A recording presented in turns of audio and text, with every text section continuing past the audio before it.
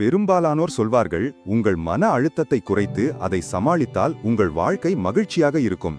ஆனால் யாரோ சொன்னதற்காக அதை விட்டுவிடுவது அவ்வளவு எளிதானதா? மன அழுத்தத்தை சமாளிப்பதை பற்றி நினைக்கும் ஒரு கதை இங்கே. ஒரு பிரகாசமான வகுப்பறையில் ஒரு ஆசிரியை ஒரு கிளாஸ் தண்ணீரை கையில் ஏந்துகிறார். அவர் தன் மாணவர்களை பார்த்து, இந்த கிளாஸ் எவ்வளவு கனமாக இருக்கும் என்று கேட்கிறார். மாணவர்கள் யூகிக்க தொடங்குகிறார்கள். சிலர் அது இலகுவானது என்கிறார்கள், மற்றவர்கள் அது கனமாக இருக்கலாம் என்று நினைக்கிறார்கள். அவர்கள் புன்னகைத்து யூகிப்பதை ரசிக்கிறார்கள். ஆசிரியை தலையசைத்து, உண்மையான எடை ஒரு பொருட்டல்ல, நான் இந்த கிளாஸை எவ்வளவு நேரம் வைத்திருக்கிறேன் என்பதை பொறுத்தது என்கிறார். ஒரு நிமிடம் பிடித்தால் அது எளிது என்று ஆசிரியை தொடர்கிறார். 1 மணி நேரம் என்றால் என் கை வலிக்கிறது. 1 நாள் என்றால் என் கை மரத்து போகிறது.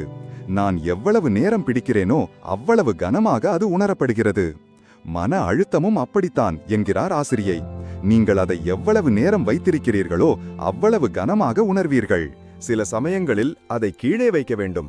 வகுப்பே மௌனமாக ஆமோதித்து தலையசைக்கிறது. ஆசிரியை அன்பாக புன்னகைக்கிறார். அனைவரும் இலகுவாக உணர்கிறார்கள். பாடம் தெளிவானது. உங்களுக்கு பாரமாக இருப்பதை விட்டுவிடுங்கள். மன அழுத்தத்தை நீண்ட நேரம் சுமக்காதீர்கள். ஓய்வெடுங்கள். உங்கள் கவலைகளை கீழே வையுங்கள். உங்களை புத்துணர்ச்சி அடைய அனுமதியுங்கள். நீங்கள் சுமக்கும் சுமையின் கனம் ஒரு பொருட்டல்ல, ஆனால் அதை எவ்வளவு காலம் சுமக்கிறீர்கள் என்பதே முக்கியம். கடைசியாக எப்போது உங்கள் கவலைகளை கீழே வைத்தீர்கள்? ஒரு கணம் அதை விட்டுவிட்டால் நீங்கள் எவ்வளவு இலகுவாக உணர்வீர்கள் என்று கற்பனை செய்து பாருங்கள்.